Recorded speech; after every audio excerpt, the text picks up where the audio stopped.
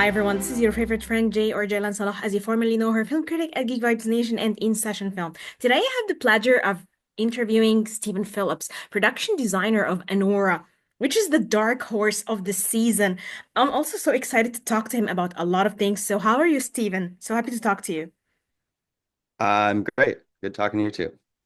I want to ask, so you've been production designer on two films. You've been on Anora and Notice to Quit, and I really liked both films. So I want to know, how different was it from a project to another in the same year as a production designer? Yeah, well, I've done more than just those two, but yeah, Notice to Quit actually had trouble releasing. So that actually we did a few years ago. Okay. But that one was, they were both small films as far as, the budgets were both not that large. And but Notice to Quit specifically was very small. So it was very scrappy. It was pretty much just like me and two other people doing most things by ourselves, unless except for like the 2 days when we're going in there and like actually dressing sets. But yeah, with Notice to Quit, it was a lot more like we had to transform every single space entirely. Whereas with Anora, we were able to find really great locations that, had a great baseline start for what we needed. And then we're able to just elevate it and make it a lot more camera ready and match the characters that we're trying to show.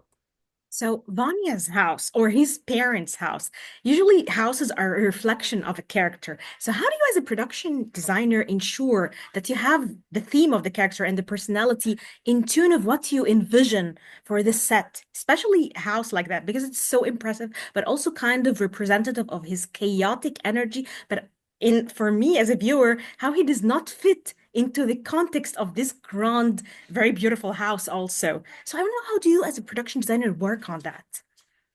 Yeah, so yeah, very early. That was like some of the early stuff I talked with Sean about. He had already found this mansion, so when he's showing me that and showing me like what he likes about it and everything, I'm like, okay, I see what we're doing.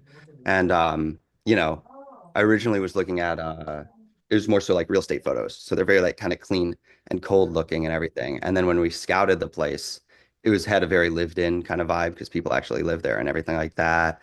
And the furniture was like, less set up in this photogenic way and more like, oh, you could hang here and everything like that.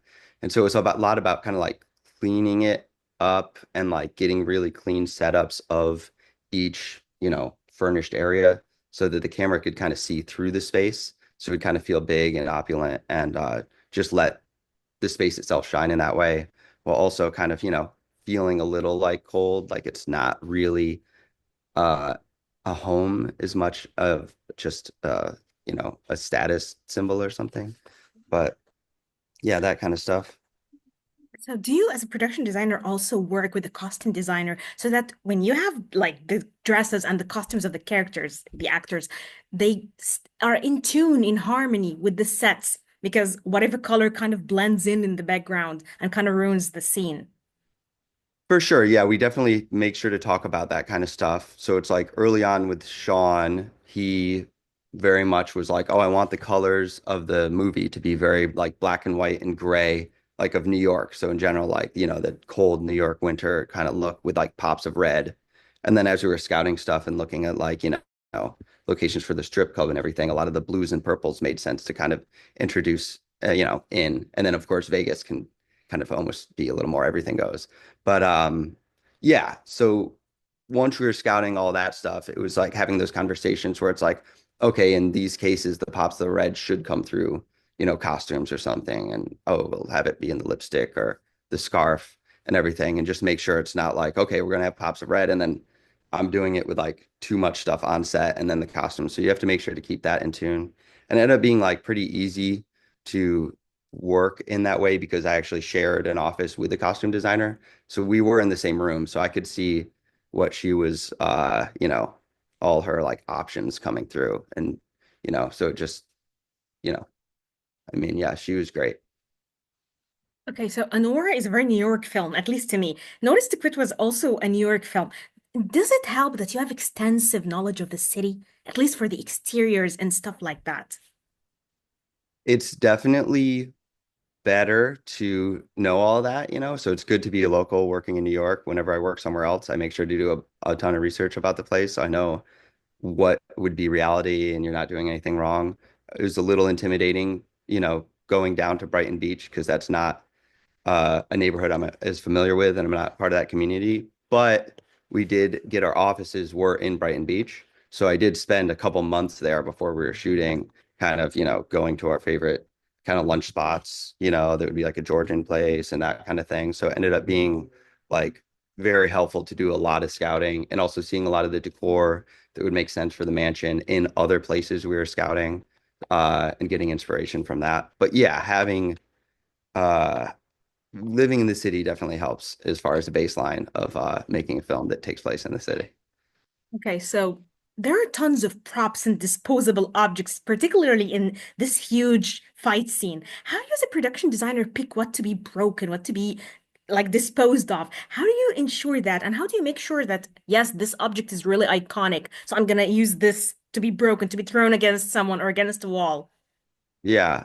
So that was definitely Sean had a lot of opinions on that. Like originally when we were doing some blocking, we would go in there and be like, oh, maybe they bump into a statue and a statue falls over. That was going to be a little more impractical to actually be able to do. And we're like, oh, maybe a painting can come falling down. Maybe they smash someone into the painting. Ended up being throwing a menorah into that painting that ends up coming down. And then he really wanted someone going through a glass coffee table, which, you know, the tricks of something like that specifically is, you know, to make it safe for an actor to have a glass coffee table, usually you have, you know, something holding the table up or something like that. So I'm like, oh, I need two independent stands or something so they can go through the center.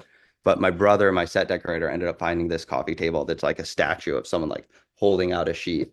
So then it's like off to the side. So then you can make it like be very impressive while also being safe for the actor. So there's like a lot of conversations with the blocking with Sean and what he wanted to see. He was very specific about wanting to have like a red lamp, you know, come crashing down. So that was something where it's like, okay, I got to paint a lamp because we couldn't find a red lamp that made sense for the space and everything. But yeah, it was a lot of back and forth until we found what actually made a lot of sense. So Your brother is the set decorator, right? So yes, yeah.